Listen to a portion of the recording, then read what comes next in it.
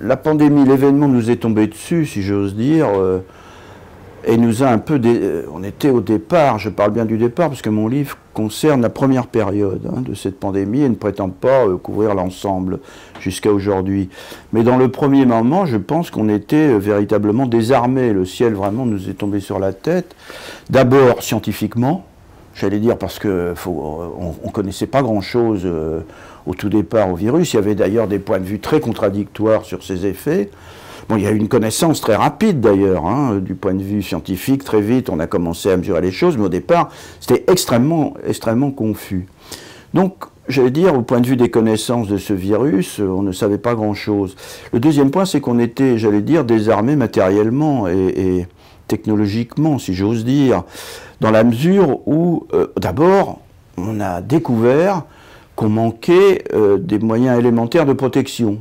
Alors bon, il y a la fameuse histoire du masque, mais même c'était, je me rappelle au début, le gel pour les mains. On découvre que la France, qui est un pays quand même fier, et elle a un certain nombre de raisons d'être fière, bon, c'est le pays de Pasteur aussi, c'est le pays, bon, eh bien tout ça, non, ça fonctionne très mal. Et la mondialisation, dont beaucoup d'ailleurs parlaient, il y avait une formule avant, la mondialisation heureuse, on s'aperçoit qu'avec la mondialisation, il y a eu aussi une forme de désindustrialisation et de perte de souveraineté de notre indépendance, si j'ose dire, dans le domaine médical et sanitaire. Ça, c'est un premier point, auquel je rajouterai un second.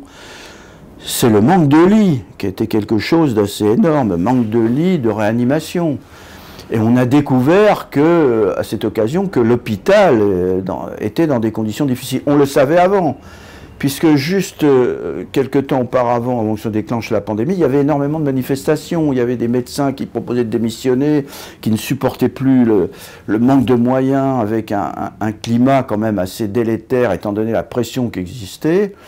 Et là, c'est apparu avec force. C'est dans des conditions très difficiles que le personnel soignant a été amené à réagir. Et moi, à cette occasion, d'ailleurs, j'ai repris un peu la question. Et je n'ai pas découvert parce que je le savais antérieurement, mais ça a mis en question tout un mode de management qui existait depuis des années, notamment cette fameuse tarification à l'activité, avec quand même des outils d'évaluation comptable extrêmement sophistiqués et un type de management de la performance qui quand même est assez ahurissant quand on pense qu'il s'agit de l'hôpital. C'est-à-dire qu'il ne s'agit pas de l'entreprise de biens et de services type automobile ou l'assurance. Vous voyez, c'est quand même la vie qui est en jeu. Eh bien, même dans ce secteur-là, ce type de management déshumanisant a été en œuvre. Alors, ça ne veut pas dire que toute la situation de l'hôpital se résume à partir de ça, j'en suis tout à fait conscient.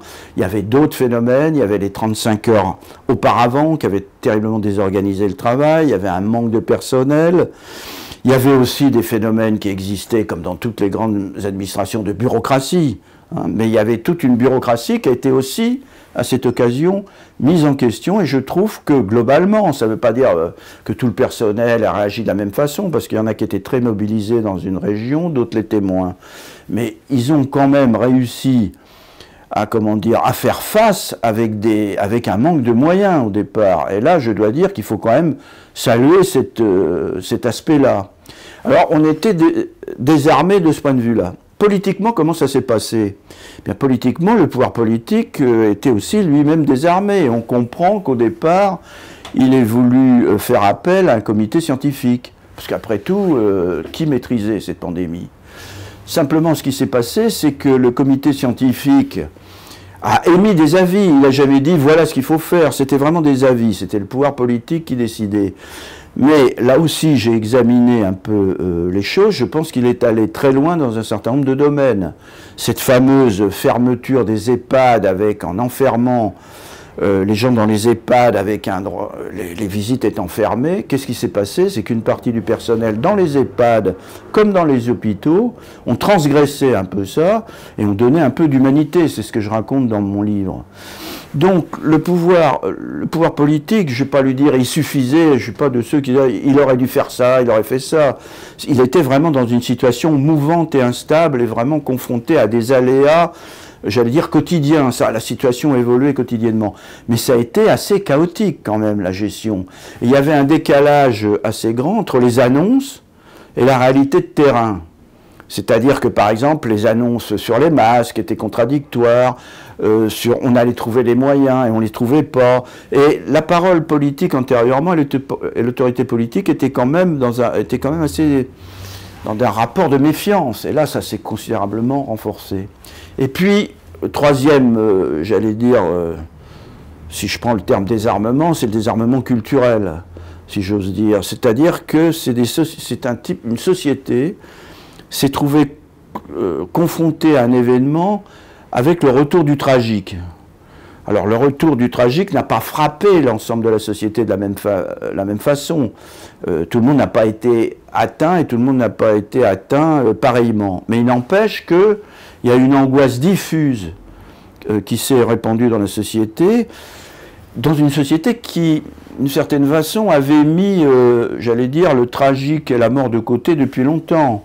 Ce qui nous renvoie d'ailleurs aux sociétés démocratiques modernes et à un moment particulier de ce qu'on a appelé la société de consommation et de loisirs, qui précisément met de côté ces aspects-là. Alors là, ils sont revenus. Comment on allait se confronter à ça?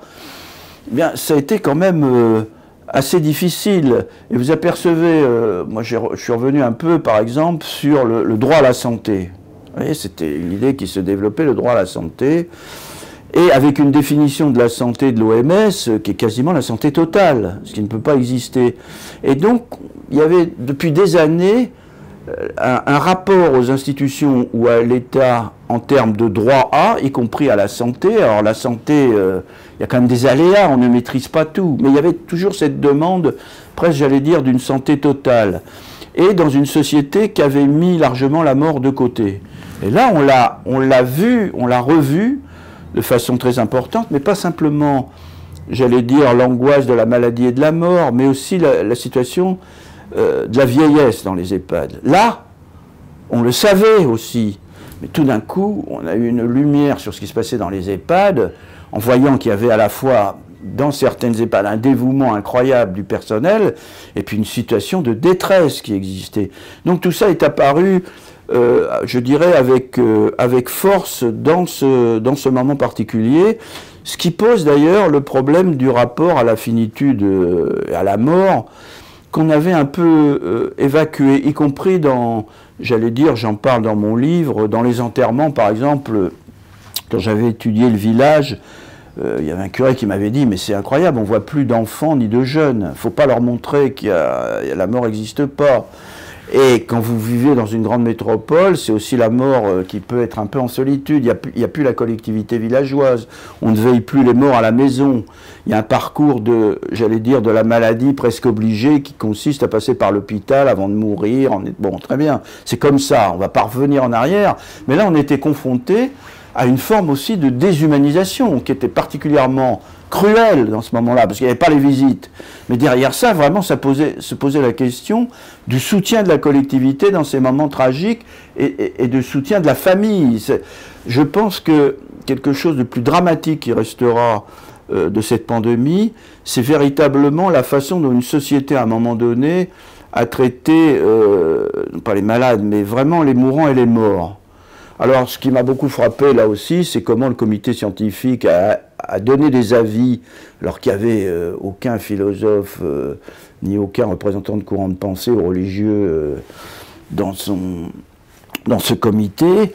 La façon, par exemple, d'envelopper les cadavres, de dire, ah ben écoutez, on peut avoir de nouveaux rituels en filmant la cérémonie. Je ne remets pas en cause sa bonne volonté, mais enfin, franchement, est-ce que c'était de son domaine? Je ne crois pas. Je ne crois pas. Et là, je trouve qu'il y avait une forme véritablement de déshumanisation. Alors au début, d'ailleurs, quand les médecins ont commencé à apparaître, j'allais dire, sur les plateaux de télévision et dans les radios, on a écouté. C'était nouveau. Et puis alors très vite, qu'est-ce qui s'est passé? C'est qu'on s'est aperçu qu'il n'y en avait pas un qui était d'accord avec l'autre. En plus, on a découvert qu'il y avait un nombre de médecins, d'immunologues, on s'en doutait pas, quoi. Mais très vite, ça a tourné à la cacophonie. Et il était quasiment impossible de se repérer dans ce chaos. C'est pour ça, c'est une des raisons qui m'a amené à écrire ce livre. Et on a vu que On attendait une autorité scientifique, on a découvert que des polémiques qui existaient dans le milieu scientifique antérieurement, parce que la science, elle est aussi, il y a des discussions, il y a des débats, ça s'est étalé sur la place publique par l'intermédiaire des médias, et chacun étant sollicité pour dire qui a raison et qui a raison, ou qui a tort, sans avoir forcément du tout les connaissances scientifiques. Bon, c'est la fameuse histoire avec le professeur Raoult, où j'allais pas dire que c'était comme un peu... c'était un peu une... Comment dire, l'affaire Dreyfus en période de pandémie, mais à table, il y a des divisions, vous voyez, dans les familles, est-ce que tu es pour, est-ce que tu es contre. Ce qui n'avait pas de sens, parce que, je veux dire, on pouvait toujours, ça avait un sens, parce qu'on essayait de comprendre, mais quand vous n'avez pas les connaissances scientifiques, quand vous n'avez, mais prenez, choisissez votre camp, et là, ça m'a amené à réfléchir la façon dont aussi, j'allais dire, toute une machinerie médiatique et des réseaux sociaux peut s'emballer et renforcer le sentiment chaotique et comment dire, oui, la vision d'un monde chaotique, immaîtrisable et dans lequel il est très difficile de se repérer. Moi, ce qui m'a beaucoup frappé dans cette pandémie, c'est bon, je viens de parler de l'espèce d'angoisse qu'elle diffusait dans les réseaux sociaux, qui n'atteignait pas tout le monde de la même façon, mais le retour de la maladie, du tragique, etc.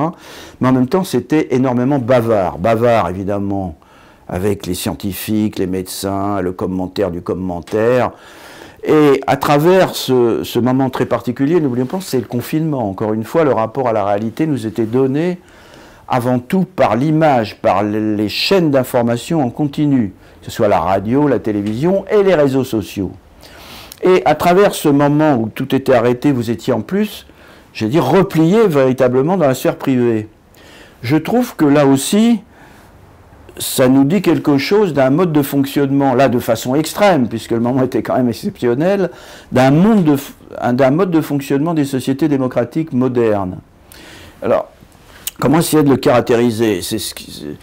Je pense que d'abord, l'événement tel qu'il nous est arrivé, mais je pense que c'est valable pour d'autres grands événements, il est inséparable j'allais dire, ce que j'ai appelé une bulle langagière et d'images, de mots et d'images, qui enveloppe l'événement d'emblée.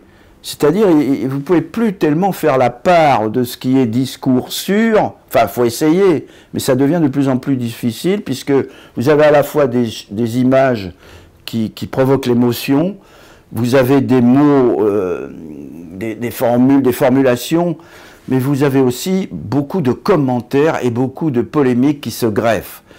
Et je pense que c'est le nouveau statut, d'ailleurs, l'historien Pierre Nora l'avait dit, il y a un nouveau statut de l'événement, d'une certaine façon. Il est inséparable de tout ça, et ça fait partie de la façon dont on aborde la réalité dans les sociétés modernes. Alors, ça pose quand même un problème. C'est quel rapport on a à la réalité dans ces conditions-là? C'est-à-dire, à la fois, bien évidemment, il y a du réel, mais ce réel, il nous parvient alors que nous sommes confortablement assis. Vous avez des gens en train de mourir, ou vous voyez des scènes dans les hôpitaux, je ne parlerai pas des scènes de guerre ou des choses comme ça, et vous recevez tout ça, j'allais dire, directement. Donc vous êtes assis confortablement, et vous avez le tragique de l'histoire qui vous vient un peu dans la figure, et qui vous met, qui peut avoir des effets de sidération. Je pense notamment aux attentats terroristes vis-à-vis des tours jumelles. Là, il y avait... Et surtout, c'est en boucle, c'est en boucle, c'est en boucle. Et les attentats, vous pouvez avoir la même chose. Et vous avez eu la même chose pour l'événement. Donc ça pose un défi considérable, me semble-t-il, à notre rapport à l'événement historique, à notre rapport à la réalité, et je dirais à une certaine conception de la citoyenneté qui supposait le recul réflexif et critique. Alors, ça ne veut pas dire que telle ou telle émission ou tel et tel débat, vous n'apprenez rien, c'est pas inintéressant. Mais quand vous regardez la mécanique d'ensemble, parce que c'est ça qu'il faut regarder, vous apercevez que le tout tourne en boucle quasiment 24 heures sur 24 et que ça finit par donner le tournis. C'est-à-dire cette bulle langagière et communicationnelle faite d'images, d'émotions, d'affects, d'idées, de débats, de commentaires, tourne en boucle, donne le tournis et finit par vous désorienter d'une certaine façon. Même si au passage vous avez eu des éléments intéressant où vous êtes informé, hein, parce qu'il y a de l'information quand même qui passe. Donc, ça n'agit pas par effet d'adhésion. Certains vous parleront de propagande, mais je pense qu'ils se trompent un peu d'époque. Parce que bien sûr, il y a de la propagande, bien sûr, il y a de l'idéologie. Mais de l'idéologie, ça veut dire que c'est quelque chose de structuré, qui a une cohérence, même une cohérence un peu folle, à partir d'a priori, qui sont fous, mais qui apparemment est dogmatique d'une certaine façon. La propagande, ça cherche véritablement à convaincre. Alors, ça existe, l'idéologie n'a pas disparu, la propagande n'a pas disparu, mais le fonctionnement global des sociétés démocratiques modernes, vous ne pouvez pas le ramener à ces catégories de l'ancien, de mon point de vue, globalement. Et on a affaire à un phénomène nouveau qui est vraiment, encore une fois, pose un problème au fonctionnement démocratique et à un type de citoyenneté qu'on appelait éclairée. Pourquoi? Eh bien, ça, je l'ai dit, ça n'agit pas par effet d'adhésion, mais de déstabilisation, et surtout, ça finit par, j'allais dire, éroder l'envie même d'y voir clair, et encore plus l'envie d'agir là-dessus, parce que vous n'y pouvez rien, ça tourne. Et vous avez un peu l'aquabonisme. À quoi bon? À quoi bon? Tout ça apparaît vain. Tout ça apparaît vain, et c'est sur un terrain désorienté de cette façon-là que peut se greffer beaucoup d'idéologie, pour le coup, et même le complotisme. Parce que le complétiste, là où vous êtes désorienté, va vous dire, mais tout ça, c'est pas par hasard. Même si c'est chaotique, c'est pas par hasard. Il y a toujours des gens qui tirent les ficelles derrière, il y a toujours des volontés mauvaises. Mais il peut d'autant plus intervenir que tout ça est extrêmement chaotique et vous n'y comprenez rien. Et donc là, je ne dirais pas que ça rassure, mais vous retrouvez des points de vue de certitude idéologique qui restructurent tout ça. Tout ça n'est pas par hasard. Or, moi, mon sentiment, c'est que il n'y a pas de volonté. C'est le fonctionnement global qui produit des effets délétères. Et donc, il faut analyser ce fonctionnement, voir les effets qu'il produit sur les individus et sur le brouillage dans notre rapport à la réalité et notre désorientation. Ça pose... alors, est-ce que ça veut dire que c'est fatal? Est-ce que ça veut dire que c'est une machinerie? Je ne le crois pas. Je pense qu'il y a... Enfin, c'est quand même un défi considérable, il faut y réfléchir, mais après tout, rien ne nous oblige à coller à l'actualité, coller à la... comment dire, à la télévision, aux chaînes d'infos en continu. Rien ne nous oblige non plus à tweeter sans arrêt. Mais la fonction de tout ça, c'est que beaucoup de gens critiquent, alors là c'est le paradoxe, hein, beaucoup de gens critiquent le fonctionnement de cette bulle langagière, seulement c'est les premiers à avoir le nez dans le guidon et le nez dans le smartphone. C'est les mêmes. Ah, comment, c'est pas possible, etc. Mais qu'est-ce qu'ils font? Ils pianotent sans arrêt, ils sont collés. Et à chaque fois, ils téléphonent. Moi, j'ai eu plein d'amis comme ça, ils téléphonent. Ouais, tu te rends compte ce qu'il a dit à la télévision, c'est pas possible. Et ils sont en colère sans arrêt. Ça fabrique de la colère et de ressentiment. Et ça débouche sur rien. Mais sur rien. Et ça donne l'impression d'en être dans une espèce de bavardage où l'important, notamment avec les tweets, c'est d'essayer d'être vu en important ce petit truc. C'est pour ça que je parle dans mon livre de formes nouvelles de servitude volontaire et d'aliénation postmoderne. Mais encore une fois, rien ne nous oblige à suivre tout ça, pour autant qu'on ait le désir et la volonté de s'en dégager. Parce que, d'une certaine façon, c'est une bulle dans laquelle on peut vivre, qui nous met à distance du réel et nous donne... On a l'impression de, je dirais pas de vivre intensément, mais de vivre dans ce monde-là. On est quand même dedans. Mais en réalité, ça ne change strictement rien. Et ça nous fait tourner la tête, ça nous donne l'impression, pour beaucoup, d'exister. Et je trouve ça assez vain. En lisant un certain nombre d'articles qui paraissaient pendant la pandémie et le confinement, j'ai trouvé qu'une partie d'entre eux, pas tous, étaient quand même, continuaient quand même d'avoir un rapport à la réalité que je trouvais problématique. Je dis ça surtout parce que j'étais malade. Enfin bon, au-delà de ça, je trouvais qu'il y avait des grandes considérations qui me paraissaient, j'avais un sentiment d'irréalité par rapport à ce qui existait. Alors, il y a eu plusieurs types de réactions. D'abord, j'ai trouvé qu'il y avait beaucoup de truisme. Enfin, je ne veux pas être méchant, peut-être que moi aussi j'ai écrit des choses de ce type, mais enfin, en gros, c'était toujours pour dire, nous sommes dans une situation nouvelle, ce qui est quand même une grande découverte. L'événement est plus... Alors, évidemment, plus rien ne sera jamais comme avant, parce que je vais vous dire, il y a l'avant, il y a le maintenant et il y a l'après. Alors bon, ça, une fois que vous avez dit ça, donc... Nous sommes un carrefour, on est toujours un carrefour, le présent est toujours un carrefour entre le passé et l'avenir. Mais enfin, alors on disserte, alors qu'est-ce qui va se passer? Il y en a qui jouent les prophètes. Alors ça c'est un premier point, une espèce de bavardage, de commentaires qui enfoncent des portes ouvertes. C'est vraiment un événement inédit parce qu'on ne connaît pas bien les choses, ça change sans arrêt. Ah bah oui, ah bah ça c'est sûr. Et avec d'ailleurs, mais c'était dit d'une façon très alambiquée, dire des truismes, c'est ça qui m'a beaucoup frappé, je suis peut-être, mais doctement asséné.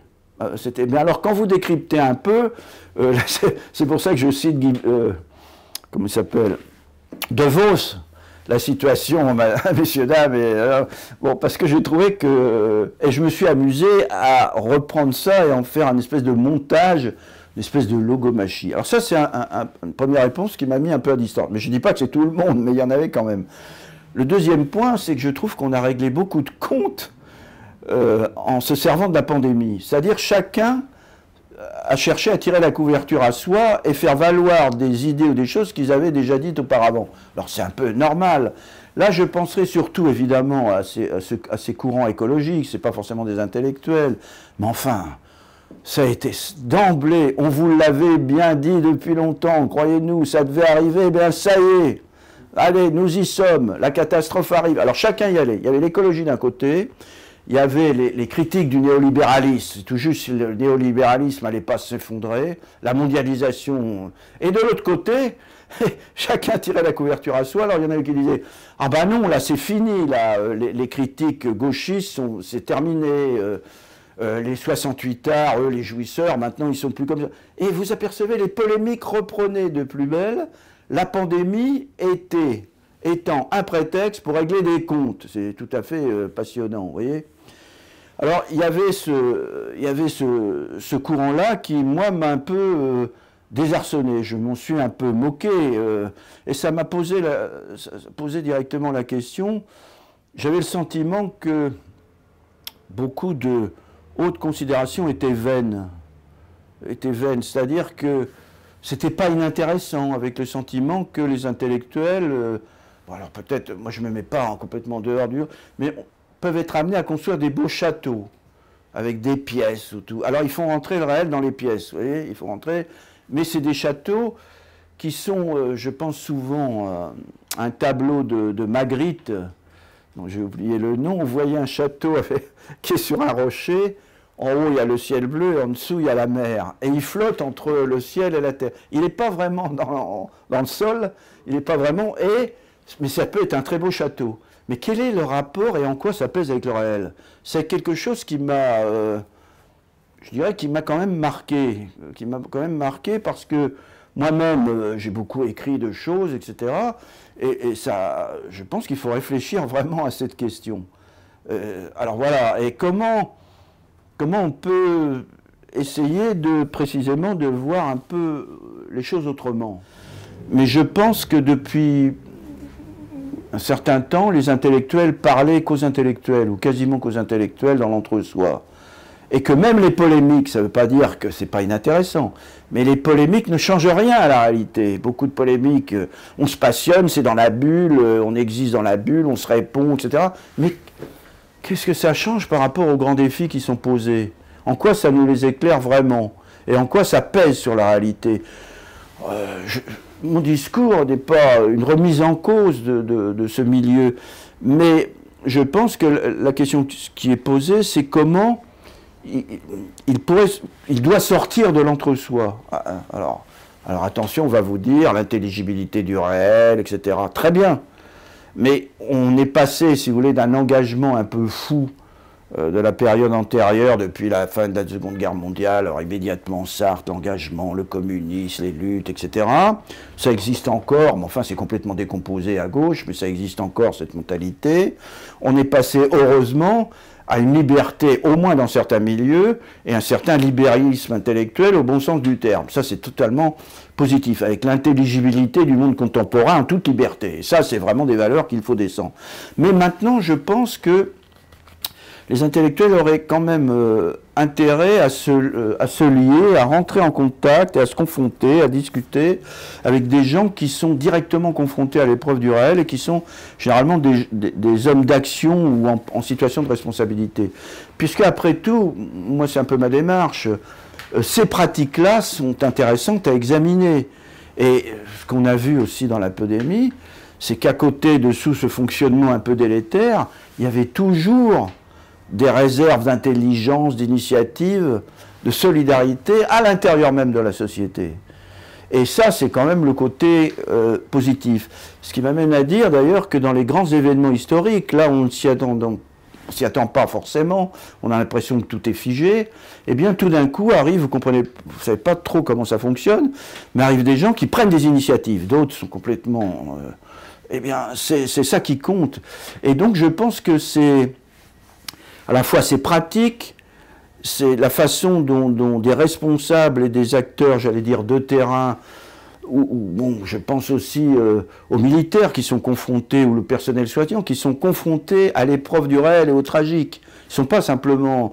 Vous pouvez pas... vous pouvez beaucoup discuter, vous pouvez... Mais enfin, il y a aussi un résultat de... Vous vous trompez ou vous vous trompez pas. Et là, vous engagez autre chose que des mots, vous voyez. Ben ça, je trouve que c'est un... Comment dire, c'est un terrain sur lequel il faudrait pouvoir s'articuler et qui donne matière à réflexion et sur lequel s'appuyer. Et je pense, alors évidemment, en préservant l'autonomie de chacun, on ne va pas se mettre au service, mon point de vue n'est pas de revenir à une vision néo-populiste, on va dire, vous voyez, le peuple, ou des... Non, c'est pas ça. Chacun doit, c'est en toute autonomie, ou toute... mais je trouve qu'il y a une articulation à penser, et bon, moi je pense que c'est un peu... l'idée qu'on avait à Politique Autrement, c'est-à-dire faire un lien entre un certain niveau d'exigence intellectuelle en toute liberté, en dehors de tout politiquement correct, qu'il soit de droite ou de gauche, avec des gens qui sont en situation d'action et de responsabilité. Je pense que ça donne, comment dire, ça redonne vie à un certain type de débat en dehors des... je veux dire, d'une polémique qui peut tourner en rond sans cesse, quoi, hein, et qui ne débouche sur rien. C'est un peu, du moins... la perspective, je crois qu'on a essayé de faire un Politique Autrement. Je ne sais pas si on y a réussi, mais je pense qu'elle mérite d'être poursuivie.